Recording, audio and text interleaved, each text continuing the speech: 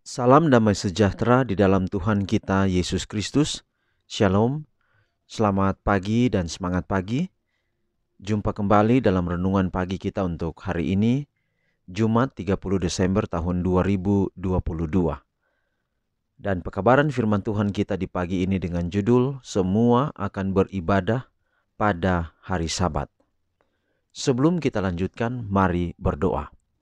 Bapa di surga, terima kasih atas semua kebaikan-Mu di dalam kehidupan kami. Kami telah berada di hari yang kedua terakhir di tahun ini dan akan mendengarkan pekabaran firman Tuhan. Biarlah firman-Mu boleh menjadi berkat di dalam kehidupan kami, menuntun kami untuk tetap setia kepadamu. Inilah doa kami ya Bapa, terpujilah nama Tuhan.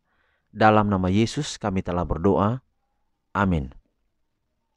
Sekali lagi renungan pagi kita di pagi ini dengan judul, Semua akan beribadah pada hari Sabat.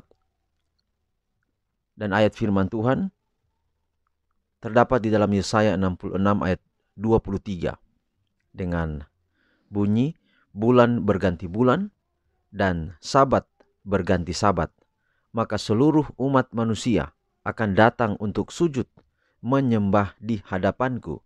Firman Tuhan. Sekali lagi, bulan berganti bulan dan sabat berganti sabat, maka seluruh umat manusia akan datang untuk sujud menyembah di hadapanku.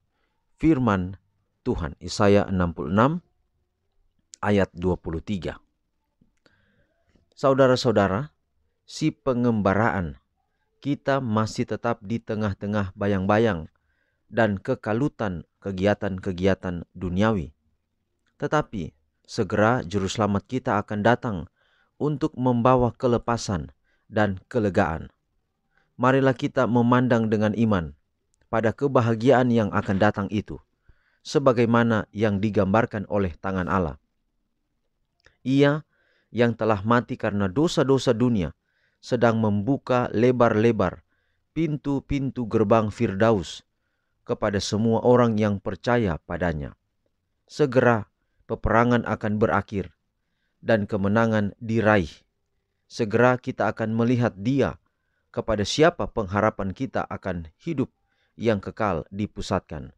Dan di hadiratnya, kesusahan-kesusahan dan penderitaan-penderitaan kehidupan ini akan tampak tidak ada artinya. Perkara-perkara yang lama tidak akan diingat lagi dan tidak akan timbul lagi dalam hati.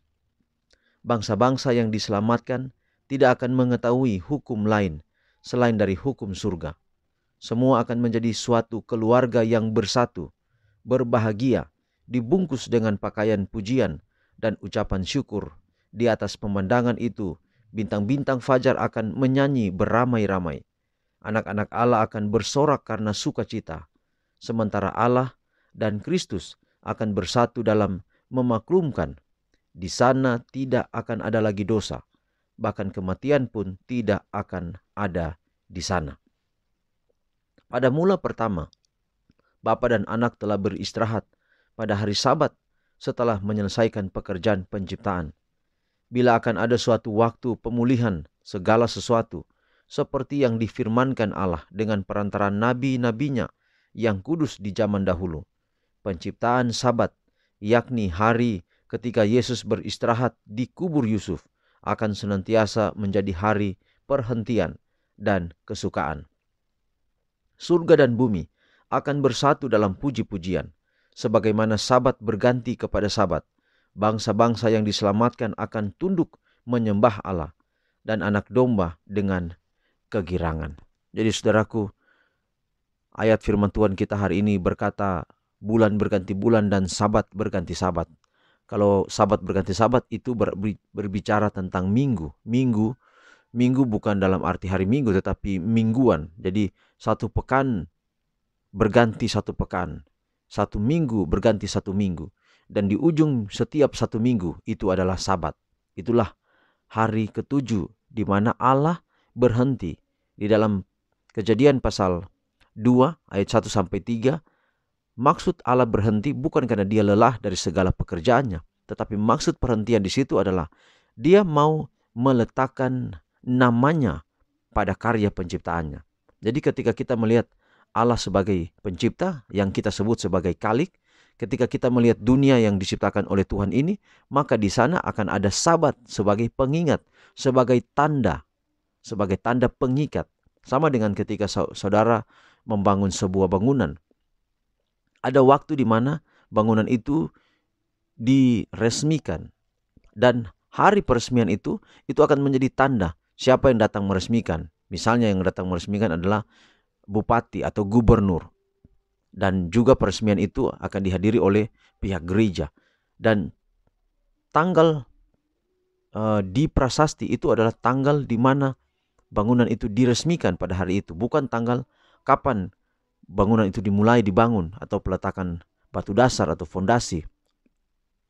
Tetapi tanggal di prasasti adalah tanggal di mana bangunan itu diresmikan. Setiap kali kita melihat prasasti, kita mengingat bahwa bangunan ini sudah ditabiskan oleh gereja yang diwakili oleh pimpinan gereja misalnya, oleh karena jemaatlah yang telah membangun itu, dan juga oleh pemerintah. Mungkin kalau ada biaya dari pemerintah, berarti dialah yang sudah membantu pembangunan gedung gereja itu.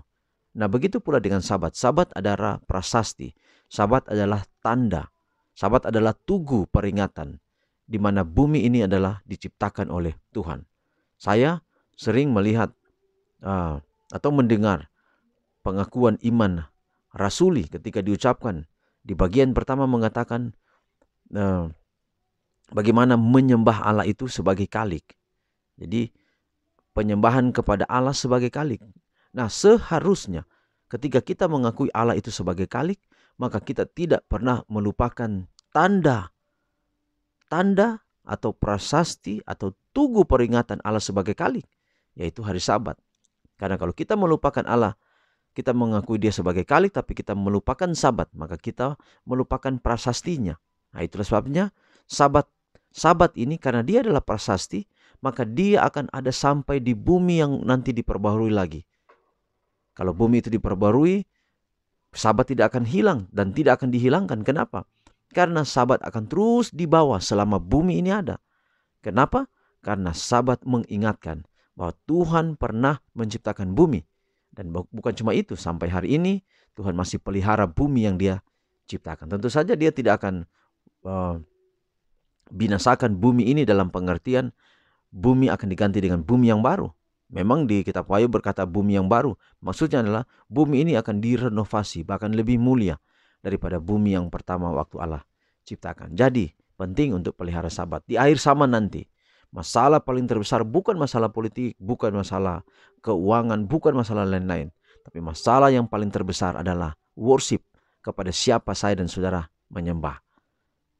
Menentukan Allah yang kita sembah. Allah mana yang kita sembah ditentukan hari apa yang kita beribadah. Jadi kita lihat sekarang ada perbedaan hari beribadah. Ingat, hati-hati. Bisa saja hari beribadah itu akan menentukan Allah mana yang kita sembah. Saya mengajak, mari datang pada hari Sabat. Datang sucikan hari Sabat, Sabat hari ke-7 yaitu hari Sabtu.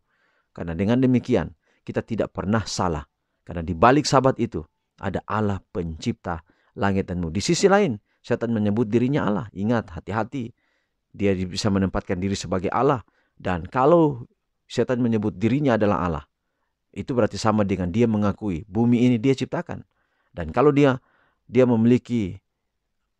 punya kata-kata adalah bumi ini dia ciptakan, maka dia akan harus memiliki Sabat palsu. Nah, kalau Sabat palsu, itu berarti dia memiliki pengikut-pengikut palsu. Nah, itulah berarti saya dan saudara harus terus belajar firman Tuhan, mengetahui mana hari ibadah yang benar, supaya kita ketahui kalau hari ibadah itu benar, di balik penyembahan itu adalah Allah yang benar. Tuhan memberkati pekabaran pagi ini menjadi berkat bagi kita semua. Mari kita akhiri dalam doa, kita berdoa. Bapa di surga, terima kasih pelajaran yang indah hari ini. Dan pelajaran ini begitu keras, begitu sulit mungkin bagi yang tidak memelihara Sabat untuk mengikutinya. Tapi pekabaran ini telah ditaburkan, biarlah dapat bertumbuh di setiap hati yang menerima. Berkati kami sepanjang hari ini, biarlah kami selalu berhasil oleh karena Tuhan. Terpujilah nama-Mu Bapa, dalam nama Yesus kami telah berdoa. Amin. Saudaraku, demikian pekabaran pagi ini. Sampai jumpa besok. Tuhan memberkati kita semua. Shalom.